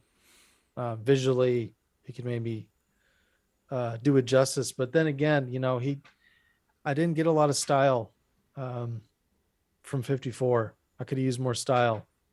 Yeah, but to give the guy a bit of a pass, it was his first film, Yeah. and you're working under that environment at that time in '98. It's Mm-hmm. yeah, when Harvey wielded his power, so it would not have been an easy Wielded more environment. than that. Yeah, that's right. Yeah, way more than that, as the lengthy prison term will tell us, has told us. But look, really for me, this does it all. This documentary. It'd be an interesting piece. Would I go watch it in the theaters? That's a stupid question. Of course I would if they did another film about Studio 54. But um, you know, what would be interesting actually, Eric, would be a hybrid of these two. Yeah. Take out some of the footage. The footage has been taken out, reinsert it back in, and just, of course, you need to know the source footage for both films back to front. Say, I'm going to take a piece from here and a piece from here and a piece from here and make my own cut, which is where I like fan edits for the most part. They take... It's kind of like that Alec Baldwin, John DeLorean film. Remember when that came out a few years ago? No.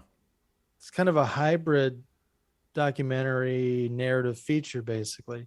Okay. Alec Baldwin played DeLorean in some recreations, but there's also documentary footage. I never saw it, but we showed it at the theater, and it was, it wasn't the first of its kind, but it's definitely a rarity to have something like that, a hybrid. Yeah. Where you have some stock footage, you have some documentary stuff, and then you have kind of reenactments, dramatic reenactments, like like you're watching ID or something, Okay. true crime, A&E biography of some sort. Yeah. Yeah. Yeah.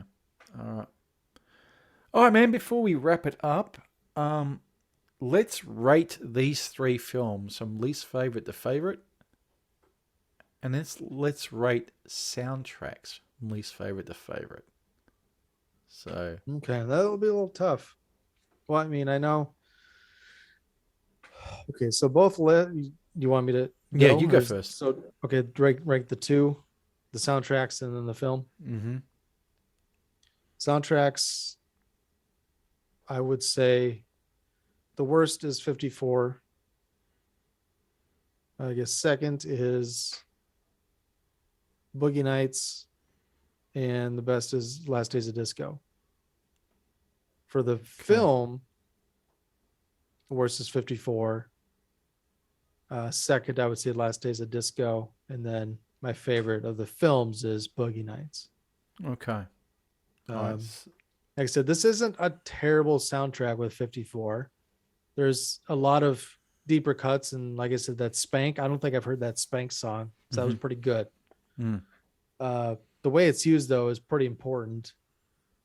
But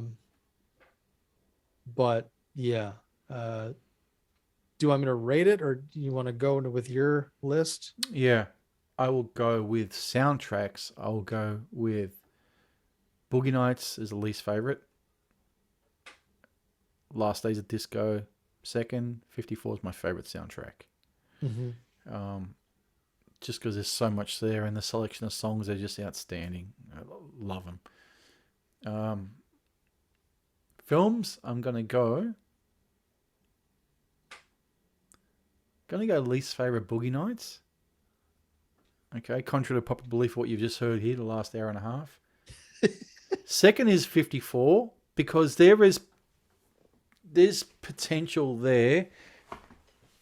No, it's not a great film, but Boogie Nights, when I think about it, having seen it again in the last month or so when we reviewed it, well, boy, it's aged badly. It really aged badly. 54 will be second. Last Days of Disco is my favorite of the lot.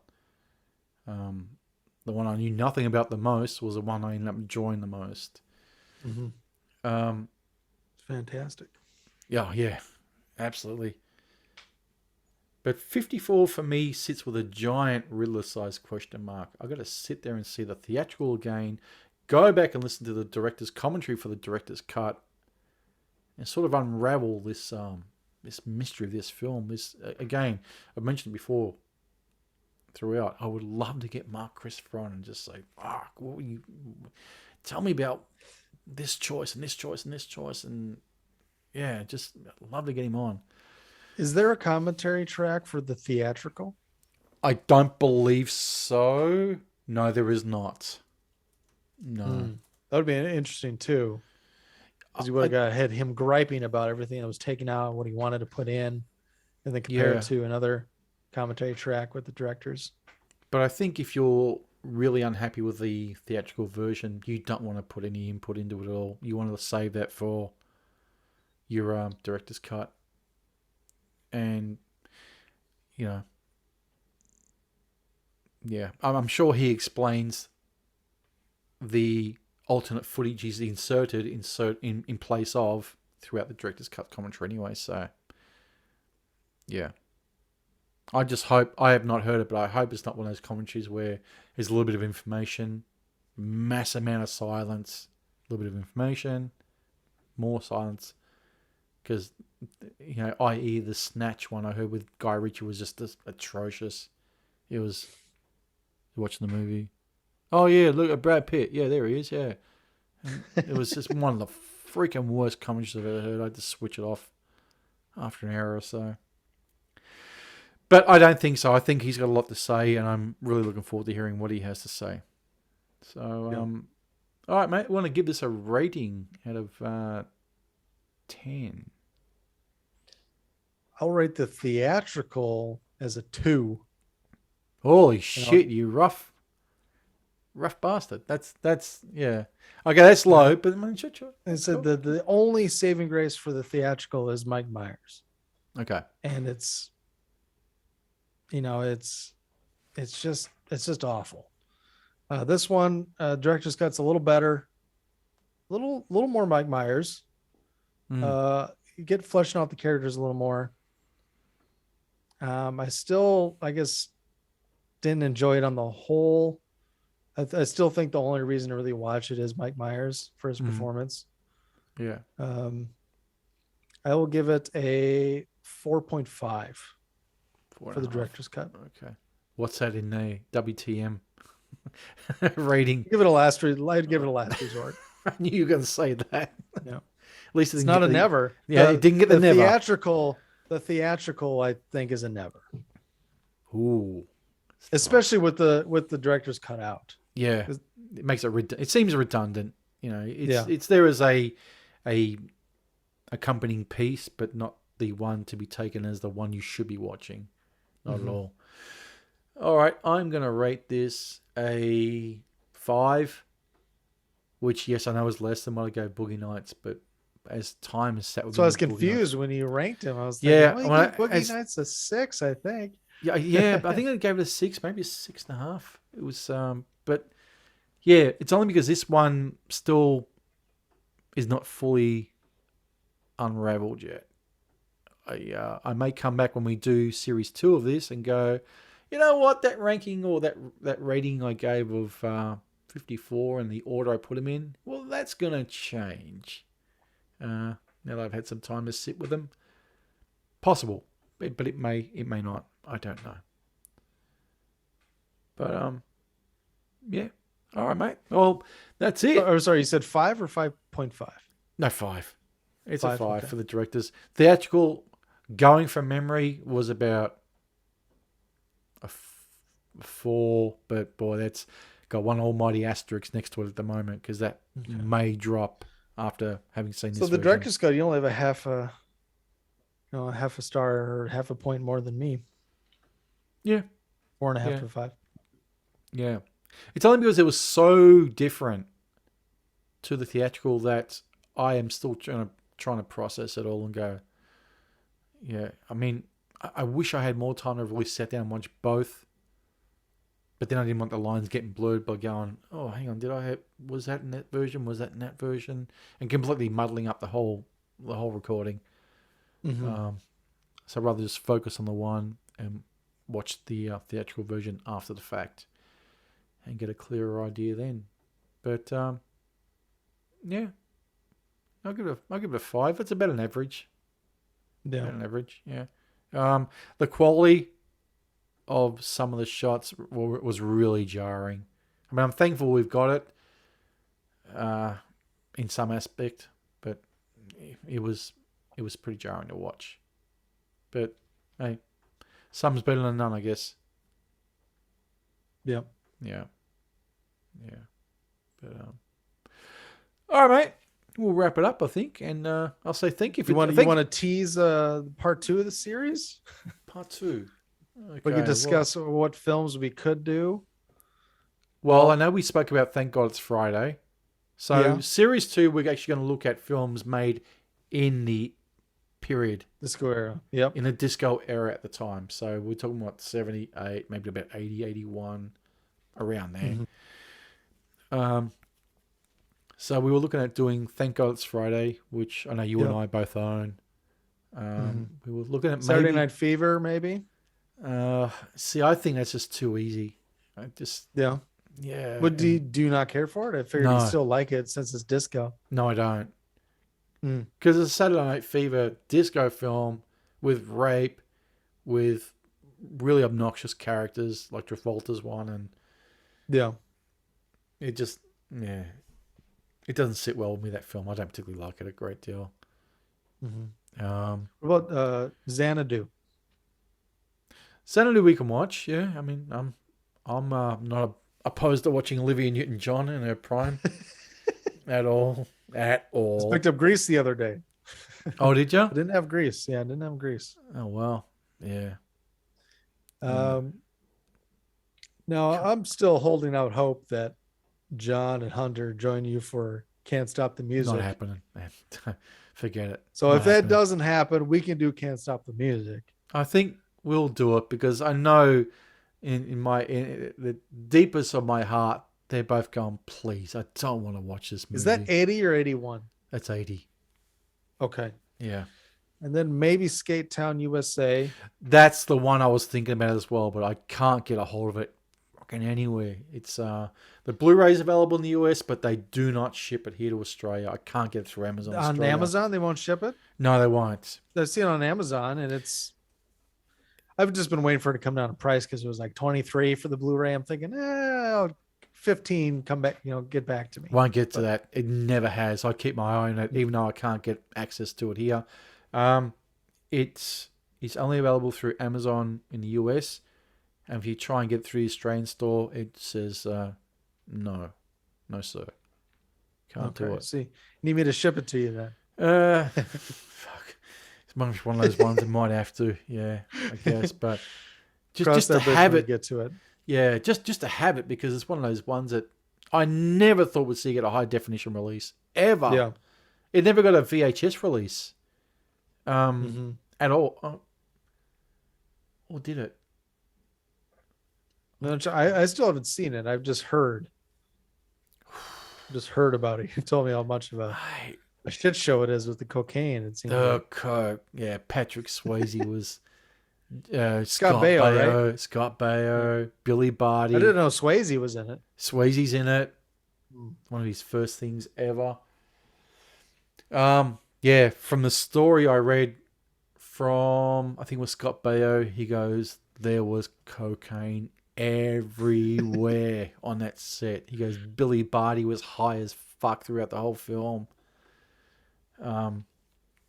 So, yeah. That would be the one. Skate Town USA, Thank God It's Friday, and Can't Stop the Music would be the 3. The Apple is one I was looking at as well, but that's a bit too surrealistic for my liking. Yeah. Yeah. I wouldn't mind doing even more than 3. We'd not have to keep it at 3. There's another one I saw, but I guess I haven't seen it, but I heard about a Roller Boogie. Have you seen that? Linda Blair? Yeah. Yeah, I've seen it. I don't own it, though. Okay. Do you remember if it was any good or?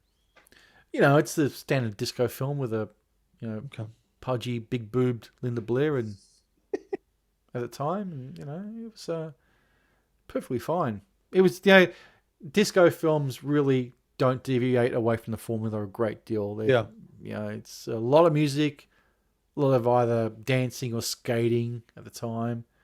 Yeah. Especially with those films from the time, it seems like they have a lot of the same, story beats. Yeah. But things are kind of treated in a more, how do I describe it, more fun way. Things are seen.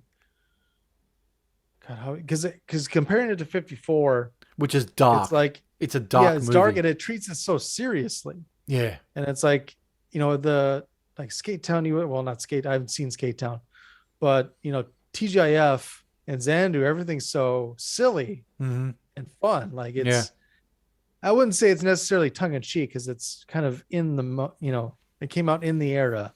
Yeah. So it's kind of thinking, well, this is what we're going to be doing for the next 20 years, Yep. It's all uphill from here, or it's all downhill from here. Boy, did they get that one wrong. So yeah, but because it's similar story beats with 54, everything's so damn serious, basically. It's just it's like, no, this is supposed to be kind of silly. This is stupid. This, you need to have a little tongue in cheek, I think. And there were just very small moments in there, Eric, before we wrap it up, where when they were at that dinner party, and Summer Hayek is there with Shane, and then later on she's in a bathroom or something. She goes, "Oh, I don't even know who the hell Errol Flint is." Not Errol Flynn, but Errol Flint. I thought, well, there's a cool comedy beat. Okay, fine. Yeah. Why couldn't we gotten more of those? But yeah. I don't know. For a film that's supposedly all about fun and the fun times, man, it was a big downer of a film. It was such a downbeat film. For a film that was, I don't know if they were trying to counteract Last Days of Disco, which was an upbeat film. I don't know why they would, because I dare say they would have been filmed concurrently and wouldn't know. Definitely. Especially if Last Days of Disco only beat it by 3 months. The reshoots, the reshoots delayed it enough where you would think, there's no way it influenced it that much. I just worked out why it's such a dark film. I just channeled John, and he goes, because they filmed it in fucking Canada, that's why. How could you be happy in Canada? They ruin everything in Canada. They ruin everything. As soon as you cross the border, you make a shit film. Oh yeah, Black Christmas is great, but that's the anomaly. And you and I like Prom Night. Yeah, we did Prom Night. Yeah, we actually did. Yeah. As stupid as it was still fun to watch. Disco film. Well, slightly, yeah. Yeah. Well, everyone's getting murdered to a disco soundtrack. Yeah. And it came out in 1980. 1980, yes, that falls in that era. But we got Glenn Danzig's head rolling down the the walkway or the runway, whatever, and sitting perfectly still on its flat severed head. Yeah. All right, man. All right. Well, I personally want to say thank you for coming on and doing these. My pleasure. In your very, very busy schedule, and we will definitely come back for series 2 of these. And no, we don't have to restrict it to 3 films. Next time we can break that sort of rule. Do more. Maybe we should tease you taking over my show for a little bit. Yeah. Yeah, which I will be taking over because you guys be seeing. I wouldn't have started recording with Brett by this time, but I will be filling in for Mr. Mulder here while you take your break, your paternity duty break, your upcoming one.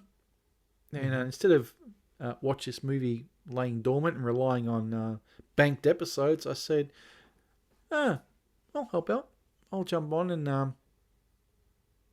fill your shoes. I'm excited to look at these episodes strictly from a producer standpoint, where I can edit it. I can put in my own sound clips. Yep. My own stamp on it. Yep. You'll basically be just getting the file off Brett. You'll basically get off the file off Brett, and you'll be doing with it as you will. Mm-hmm. Yeah. But I'll be filling in until your return. I think we said it was, 3 episodes I'll be doing? 3 or whatever Yeah. it is. Yeah, at least There, 3. I mean, there's no limit necessarily, but No, but you're off work for a little while, but you're a busy man, and you can't start slacking on MMC. no, that won't be happening. Mhm.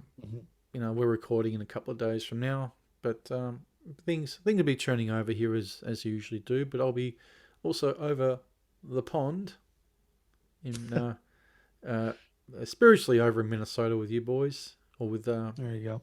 with Brett, and jumping on watch this movie and trying to match my cinematic wits with Wolfie. I'll try. I'm not as smart as that guy.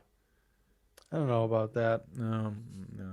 You guys are all pretty smart at MMC. I Brett listen, is very intelligent, but yeah, but I'll wing it. I wing it a lot. you got what's that? You got a timer going off? No, it's the postman here. I think he's dropping off the Amazon order. Yeah, yeah. I know exactly what it is. Actually, speaking of disco, I know exactly what it is, but you will see it in the next Whip Out Your Junk on the episode we're doing. You'll have seen it before you see this. The one we're recording Thursday. My Thursday will be out before this one. This one will drop a few days after that. It's all over the shop, but I know what I'm doing. But yeah, the disco bell has rung, and on that, Nice. ring my bell. Anita Ward is at the door. I'm going to say thank you, Eric, again, really, mate, for coming on. It's A pleasure. So kind of you to come on. And on that note, as you said, I'm a busy man. I've got a shit ton of stuff to do. So I'm going to say later.